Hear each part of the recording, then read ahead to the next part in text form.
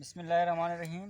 अस्सलाम वालेकुम स्टूडेंट्स, मेरा नाम है सैयद शुजा और 9th class chemistry unit number 1 कि आज हमारा टॉपिक है एम्पिरिकल फार्मूला, मोलेकुलर फार्मूला और साथ ही साथ हम मोलेकुलर मैथ्स और फार्मूला मैथ्स को भी स्टडी करेंगे। तो आइए स्टार्ट करते हैं आज का लेक्चर। तो फर्स्ट ऑफ ऑल हमारे पास जो है वो हम स्टडी करते हैं एम्पिरिकल फार्मूला।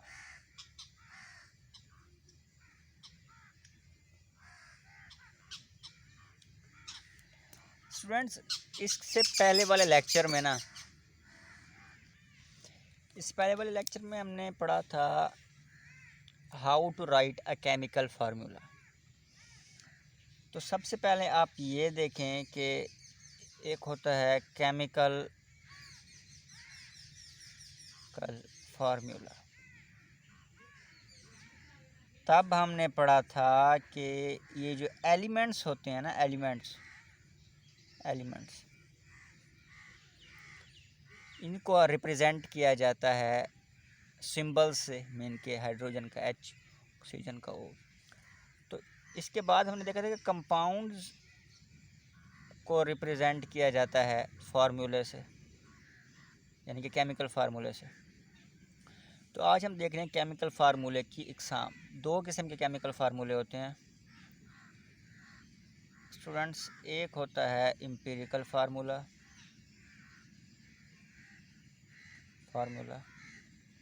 दूसरा होता है मोलेकुलर फार्मूला।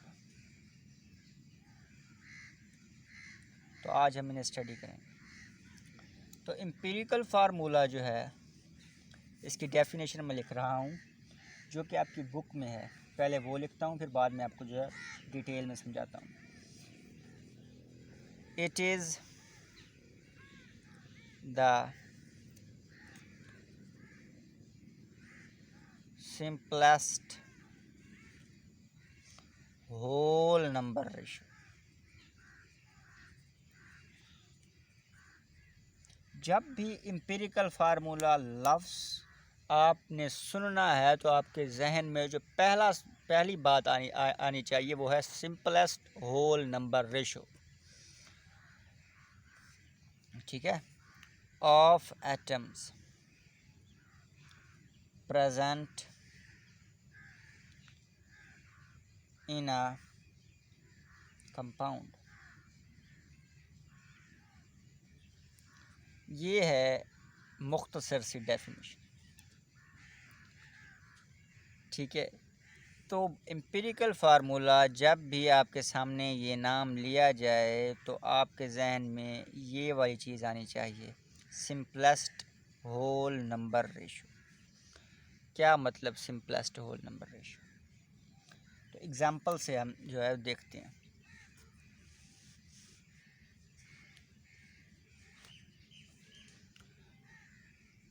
एग्जाम्पल स्टूडेंट्स, आप देखें ग्लूकोज का फार्मूला।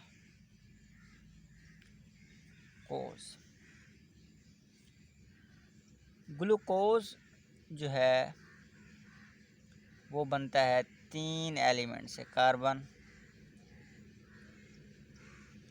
Hydrogen and oxygen. बल्कि पहले मैं आपको सिंपलेस्ट का बता देता हूँ। सिंपलेस्ट का मतलब कि मैं आपसे कहता हूँ स्टूडेंट्स कि ये एक रेशो है जो कि है 13, 12, 24, 12। ये एक रेशो है। आप उससे कहते हैं कि सर इसे हम क्या सिंपल करके लिख सकते हैं? तो मैं कहता हूँ जी हाँ स्टूडेंट्स, हम लिख सकते हैं ऐसे 6, 12 एंड 6। तो आप हम मुझसे फिर कहते हैं कि सर क्या हम इसे और ज़्यादा सिंपल करके लिख सकते हैं? तो मैं कहता हूँ कि जी हाँ स्टूडेंट्स, 1, 2, 1। तो आप अब मुझसे कहते हैं कि सर क्या हम इसे सिंपल करके लिख सकते हैं, तो मैं कहता हूँ स्टूडेंट्स नहीं, अब हम इसे सिंपल नहीं कर सकते, ये already simplest whole number ratio है। तो पहली बात, सिंपलेस्ट का मतलब था कि सबसे सिंपल फॉर्म में जो रेशियो हो, simplest whole number ratio. Simplest, ये आपको समझा दिया कि सिंपलेस्ट क्या था। होल नंबर रेशियो मतलब कि 1/2 में ना हो, होल नंबर हो, मुकम्मल नंबर हो, 1 2 3 4 होल नंबर और इनके दरमियान रेशो। क्या मतलब, क्या कहा जा रहा है स्टूडेंट्स? आप ये देखें कि ग्लूकोज का जो सिंपलेस्ट रेशो है वो है 1:1।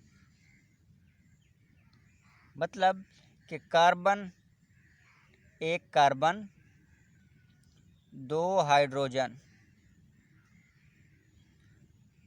और 1 ऑक्सीजन, ये है CH2O। ये है एम्पिरिकल फार्मूला ऑफ ग्लूकोज।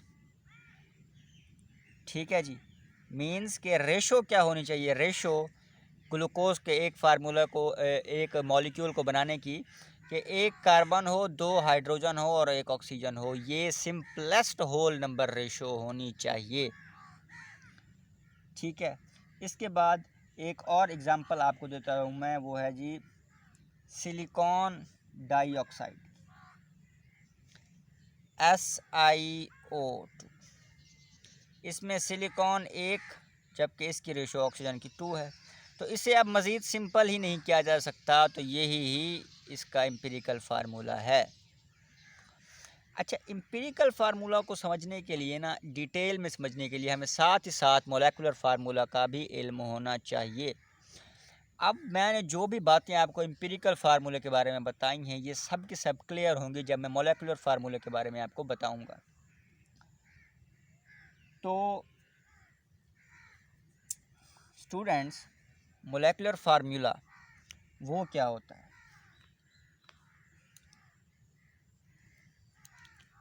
अब हम देखते हैं मोलेकुलर फार्मूला को।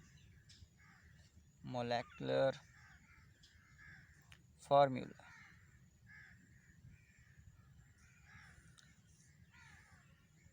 जब भी मोलेकुलर फार्मूला आप ये लफ्ज़ सुने तो आपके जहन में जो पहले बात आनी चाहिए वो है actual number, of atoms of each element present in a compound. क्या मतलब? तो स्टूडेंट्स, इसका मतलब ये है कि एक एग्जाम्पल, हम ग्लूकोज के एग्जाम्पल लेते हैं जो हमने एम्पिरिकल फार्मूला में। ग्लूकोज का जो एक्चुअल फार्मूला है वो है C6H12O6। ये है एक्चुअल फार्मूला। इसमें क्या बताया जा रहा है? इसमें बताया जा रहा है कि कार्बन के जो 6 एटम, हाइड्रोजन के 12 एटम, ऑक्सीजन के 6 एटम, जब ये इनका दरमियान बॉन्डिंग बनती है, ये कम्बिनेशन इनका बनता है, तो जाके जो फार्मूला बनता है वो है ग्लूकोज का, या जो मॉलिक्यूल बनता है वो है ग्लूकोज का। अब एम्पिरिकल फार्मूला में हमने क्या देखा था? हमने देखा था कि सिंपलेस्ट होल नंबर रेशो, कि इसमें आप देख सकते हैं 6 12 6 है। इसमें आप इसे 1, इसे 2 और इसे 1 लिख सकते हैं। तो ये हमने एम्पिरिकल फार्मूला में देखा था। मीन्स के मोलेकुलर फार्मूला में हमें ये बताया जाता है कि किसी भी मॉलिक्यूल में एक्चुअल नंबर ऑफ एटम्स कितने हैं, एक एक एलिमेंट के, यानी कि actual numbers of atoms of each element, each एक एक एलिमेंट के हमें बताया जा रहा है इस फार्मूला के ज़रिए कि कार्बन के 6 एटम्स हैं, हाइड्रोजन के 12 हैं और ऑक्सीजन के भी 6 हैं। जबकि मॉलिक्यूलर एम्पिरिकल फार्मूला जो था इसका, इसमें हमें ये बताया जा रहा था कि इसमें कार्बन भी है, हाइड्रोजन भी है, ऑक्सीजन भी है, और इसके बाद हमें सिंपलेस्ट होल नंबर रेशो बताई गई थी। ठीक है, वो क्या थी कि एक इसका हो, दो इसकी और एक इसका हो एटम।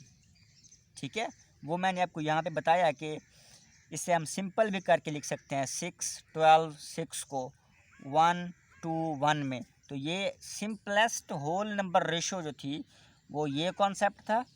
और मॉलिक्यूलर फार्मूला में हम ये देखते हैं कि दरअसल हकीकत में कितने कितने एटम्स हैं ईच एलिमेंट के। तो दरअसल मॉलिक्यूलर फार्मूला में हमने देखा कि ग्लूकोज के फार्मूला में 6 एटम्स कार्बन के हैं, 12 एटम्स हाइड्रोजन के हैं और 6 एटम्स जो हैं वो ऑक्सीजन के हैं। स्टूडेंट्स, तो मैं आपको एक बात बताना चाह रहा हूँ जो आपके सिलेबस से तो हट के है, लेकिन इन दोनों कॉन्सेप्ट को क्लियर करने के लिए वो एक बात काफ़ी है। जब भी हमें कोई चीज़ दी जाती है कि हमें बताएं कि इसका ये चीज़ क्या है, तो हम पहले उसका एक एनालिसिस करते हैं। उस एनालिसिस के ज़रिए हमें पता चलता है कि इसके अंदर कौन कौन से एलिमेंट्स हैं।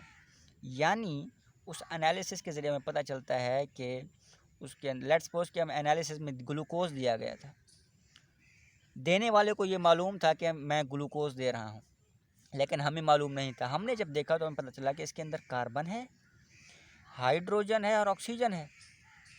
और फिर हमने उस एनालिसिस में देखा कि इसकी जो रेशो है वो ये बन रही है। ठीक है, तो फिर हमने देखा कि इसका फार्मूला क्या बना, CaH2O। ये अब उसका बन गया एम्पिरिकल फार्मूला। एनालिसिस से हमें पता चला कि एलिमेंट कौन कौन से हैं और कितने कितने हैं, उनका सिंपलेस्ट होल नंबर रेशो क्या है। अब एम्पिरिकल फार्मूला से हम उस कंपाउंड का मोलेकुलर फार्मूला बना सकते हैं। वो कैसे जी? एक रिलेशन है हमारे पास। वो रिलेशन क्या है कि मॉलिक्यूलर फार्मूला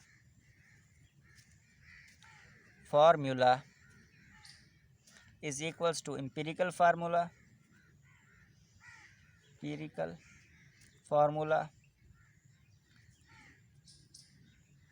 n, या इसे आप ऐसे भी लिख सकते हैं कि empirical formula multiplied by n। अब ये n क्या है? n है where n is 1 2 3 4 and so on.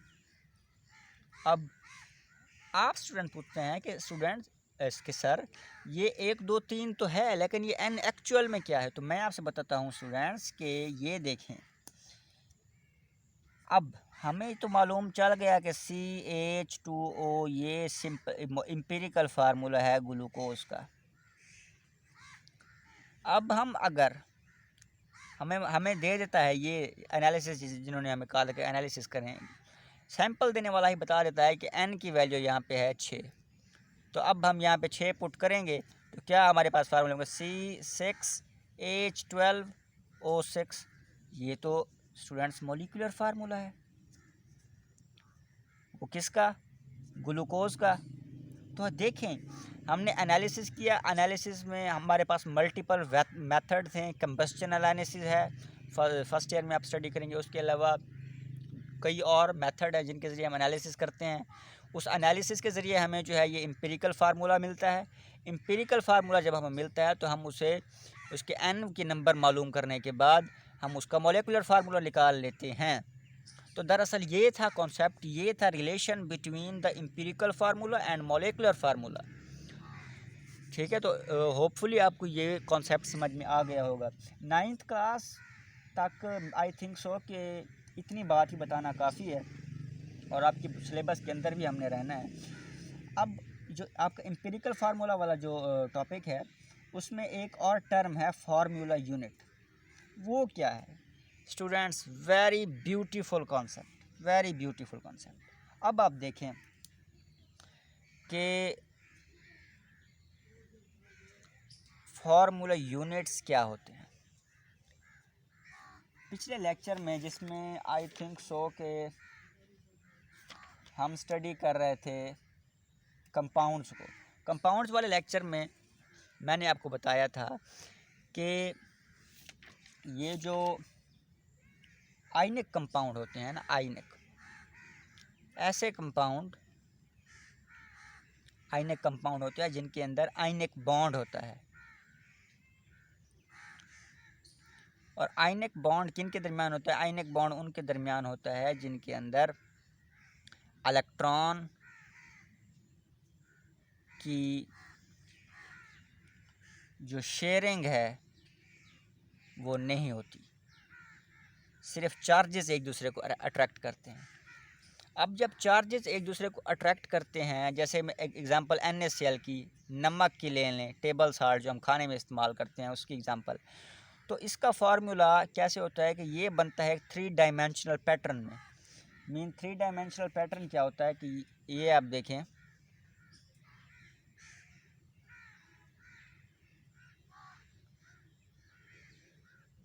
ये 3 डायमेंशनल पैटर्न है। इसके साथ एक ऐसा एक और बॉक्स रलेगा, बॉक्स इसके साथ जो है वो बॉक्स अटैच होगा, उसके आगे एक और बॉक्स अटैच होगा, उसके आगे एक और बॉक्स अटैच होगा, और नीचे भी 3 डायमेंशनल, ऊपर नीचे और साइड पे जो है ये ऐसे बॉक्सेस अटैच होते जाएंगे।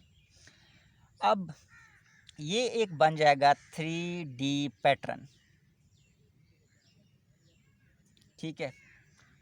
अब इसमें क्या होगा कि इसमें हम फार्मूला नहीं बता सकते कि इसका फार्मूला क्यों NaCl, ये NaCl फार्मूला नहीं है स्टूडेंट्स, ये है फार्मूला यूनिट। फार्मूला हमेशा मॉलिक्यूलर फार्मूला या एम्पिरिकल फार्मूला जो होगा वो होगा मॉलिक्यूलर कंपाउंड्स का। आयनिक कंपाउंड्स का फार्मूला नहीं होता, उनका फार्मूला यूनिट होता है, ठीक है। मीन्स के ये जो मोलेकुलर कंपाउंड होते हैं, 2 तरह के कंपाउंड समझे आप, molecular compound, ionic compound. Molecular compound के जो हैं वो फार्मूला होते हैं एम्पिरिकल फार्मूला और मोलेकुलर फार्मूला, जबकि आयनिक कंपाउंड के फार्मूलाज नहीं होते, उनके होते हैं फार्मूला यूनिट। फार्मूला यूनिट हम क्यों कह रहे हैं जी, क्यों होते हैं वो ऐसे? एक्चुअल में ये होता है इनका 3D पैटर्न, ये ऐसे ऐसे इनका पैटर्न होता है, ये इस तरफ भी जा रहे होते हैं, ऊपर भी जा रहे होते हैं और बाहर भी, जैसे अबाव, पेज अबाव के बाहर भी 3D पैटर्न। जैसे क्रिस्टल देखे हैं हो गया आपने, चीनी के क्रिस्टल देखे हैं आपने, नमक को अगर आप जूम करके देखें तो उसके भी क्रिस्टल होते हैं, ठीक है। तो वो एक 3D पैटर्न होता है, तो उसका फार्मूला नहीं होता, उसका होता है फार्मूला यूनिट, ठीक है। जैसे एक ईंट के बाद ईंट रखने से एक दीवार या एक मुकम्मल घर बन जाता है, तो इस तरह ये फार्मूला यूनिट के बाद एक फार्मूला यूनिट के बाद दूसरा और दूसरे के बाद तीसरा रखने से जो है वो एक क्रिस्टल बनता है, ठीक है। तो आपकी बुक में यही डेफिनेशन बताई गई, the simplest number of ions in a compound is called formula unit. तो इसकी जो डेफिनेशन बताई गई है, it is the simplest whole number ratio. ये भी सिंपलेस्ट होल नंबर रेशो है, लेकिन इसमें फ़र्क ये है कि ये रेशो ऑफ आयन है, आयंस। उसमें क्या था, रेशो ऑफ कंपाउंड्स थी, या ratio of atoms present in a compound, empirical formula में। जबकि फार्मूला यूनिट में रेशो ऑफ आयंस, आयंस की रेशो जो है वो एक जो प्रेजेंट होते हैं एक आयनिक कंपाउंड में, ठीक है स्टूडेंट्स। एक एग्जांपल से आपको ये समझा देता हूँ मैं। तो फार्मूला यूनिट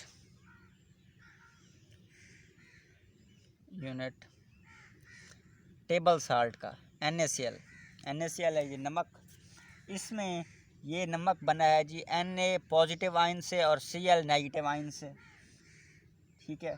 इसका जो है फार्मूला यूनिट वो भी NaCl है, इसका एम्पिरिकल फार्मूला वो भी NaCl है, जबकि इसका मोलेकुलर फार्मूला नहीं है। क्यों नहीं है?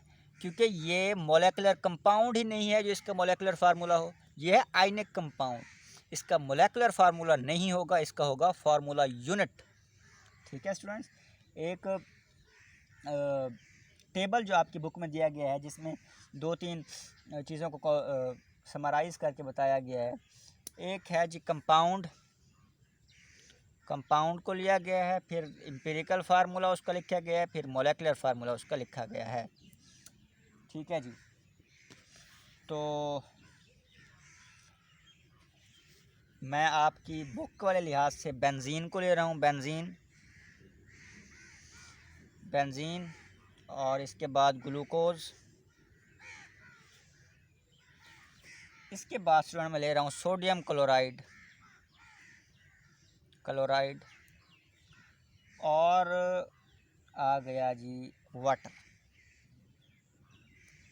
अब देखें बेंजीन का जो एम्पिरिकल फार्मूला है वो है CH, इसका मोलेकुलर फार्मूला वो है C6H6। ठीक है, इसका मतलब क्या कि इसके N की वैल्यू थी वो थी 6, जब 6 से मल्टीप्लाई करो तो C6H6 आ गया। अब ग्लूकोज का मोलेकुलर फार्मूला एम्पिरिकल फार्मूला हमने पहले भी पढ़ा है कि CH2O, जब इसमें N की वैल्यू भी है 6 तो ये हो गया C6H12O6। सोडियम क्लोराइड का जो एम्पिरिकल फार्मूला है वो है NaCl, जबकि इसका मोलेकुलर फार्मूला नहीं है। क्यों नहीं है? वही बात कि ये मोलेकुलर कंपाउंड ही नहीं है सोडियम क्लोराइड के इसका मोलेकुलर फार्मूला हो। ये है आयनिक कंपाउंड, आयंस से बना है, आयन से, तो इसका होगा फार्मूला यूनिट मैंने यहाँ पे उसका कॉलम बनाया भी नहीं है। अब वाटर जो है इसका एम्पिरिकल फार्मूला है H2O, इसका मोलेकुलर फार्मूला है वो भी स्टूडेंट्स H2O है। क्योंकि यहाँ पे वैसे भी सिंपल हुई पड़ी है तो इसे मज़ीद क्या सिंपल करना, तो यहाँ पे भी 2:1 तो ये था कॉन्सेप्ट इसका एम्पिरिकल और मोलेकुलर फार्मूले का। तो इसके बाद स्टूडेंट्स लास्ट जो है वो है मोलेकुलर मास और फार्मूला मास। ये दो चीज़ें क्या इसे स्टडी करते हैं। मॉलिक्यूलर मास डिफ़ाइन में मैं नहीं जाता, आप खुद बुक से पढ़ लीजिएगा। मैं आपको सिर्फ कॉन्सेप्ट इसका दे रहा हूँ कि सम ऑफ एटॉमिक मासेस का सम of all the elements, all the atoms present in one molecule of a molecular substance। तो इसमें क्या कहा जा रहा है, एग्जाम्पल मैं आपको दे दूँ H2O की। मोलेकुलर फार्मूला में हम मोलेकुलर मास में हम मास को मालूम करते हैं। किसके मास को? मॉलिक्यूल के मास को। अब मॉलिक्यूल वाटर का हमने एक लिया, अब इसका मास कैसे मालूम करेंगे? हम इसका मालूम करेंगे मास इस तरह से कि इस मॉलिक्यूल में कितने टाइप के एटम्स हैं जी? 2 टाइप्स के एटम हैं, एक है हाइड्रोजन और एक है ऑक्सीजन। तो ऑक्सीजन जो है ऑक्सीजन का एक एटम है जबकि हाइड्रोजन के 2 हैं। तो ये देखें एटॉमिक मास हमने टॉपिक में पढ़ा था, पिछले टॉपिक में एटॉमिक मास ऑफ हाइड्रोजन क्या था? Atomic mass of hydrogen student था 1। तो 1 एक हाइड्रोजन का एक आ गया, जबकि हाइड्रोजन 2 हैं तो मल्टीप्लाई बाय 2 प्लस ऑक्सीजन का एटॉमिक मास क्या होता है स्टूडेंट्स? इसका एटॉमिक मास जो है, एटॉमिक नंबर इसका होता है वो होता है जी 6, जबकि एटॉमिक मास होता है 12। तो 12 हमने यहाँ पे लिखा, तो 2 1 2 प्लस 12, तो ये आ गया जी। ओ सॉरी स्टूडेंट्स, यहाँ पे एक मिस्टेक हो गई कि यहाँ पे जो मिस्टेक हुई वो सॉरी ये थी कि यहाँ पे 8 इसका एटॉमिक नंबर और 16 इसका एटॉमिक मास। तो 16 यहाँ पे आ गया, तो 16 और 2 हो गए 18। अब 18 इसका यूनिट जो है वो है AMU, एटॉमिक मास यूनिट। तो इसका जो मोलेकुलर मास है H2O का मोलेकुलर मास वो है 18 AMU। एक और एग्जांपल से आपको क्लियर करवा देता हूँ, जो है कार्बन डाइऑक्साइड की CO2। कार्बन का होता है जी एटॉमिक मास 12, और इसमें कोई एक है तो एक को एक रहने दी प्लस। दूसरा एलिमेंट है ऑक्सीजन, ऑक्सीजन का होता है जी 8 एटॉमिक नंबर, और 16 इसका होता है एटॉमिक मास। तो 2 ऑक्सीजन है तो मल्टीप्लाई बाय 2 कर दें तो ये 32 हो गया, और ये 12, तो ये आ गया जी हमारे पास इसका 44 AMU। तो ये था मोलेकुलर मास का कॉन्सेप्ट। इसके बाद लास्ट जो हम देख रहे हैं वो है फार्मूला मास का कॉन्सेप्ट। फार्मूला मास का कॉन्सेप्ट हम देखेंगे स्टूडेंट, ये भी नाम से ही पता चल रहा है कि ये जो फार्मूला यूनिट हमने पढ़े हैं उनके मास को मालूम करना फार्मूला मास कहलाता है। तो इसमें भी वही है, sum of atomic masses of atoms present in one formula unit, कि एक फार्मूला यूनिट में कितने एटम्स हैं। ये जी 2 एटम्स हैं, एक है सोडियम का, दूसरा है क्लोरीन का। अब इसका एटॉमिक मास या फार्मूला मास क्या होगा, तो इसका फार्मूला मास होगा, सोडियम का कितना है जी स्टूडेंट्स, सोडियम का है, आपको बता देते हैं, सोडियम का हो गया 22। ये इशारिया में भी कुछ है लेकिन वो ताकि बात जो है वो आपको समझ में आ जाए तो वो इशारे के आगे मैं नहीं लिख रहा। क्लोरीन का हो गया 35, तो 22 + 35 ये हो गया 57। वैसे तो 58 पॉइंट जो है वो है 5 AMU, लेकिन वो इशारे के बाद वाली रकम मैं नहीं लिख रहा ताकि आपको समझ में आ जाए। तो ये हो गया 57 AMU, ठीक है। तो ये था कॉन्सेप्ट फार्मूला मास का। फार्मूला मास का मतलब क्या कि हमने इसमें फार्मूला यूनिट्स का मास मालूम करना है। फार्मूला यूनिट्स, जितने भी फार्मूला यूनिट्स हैं उनका मास मालूम करना जो है वो फार्मूला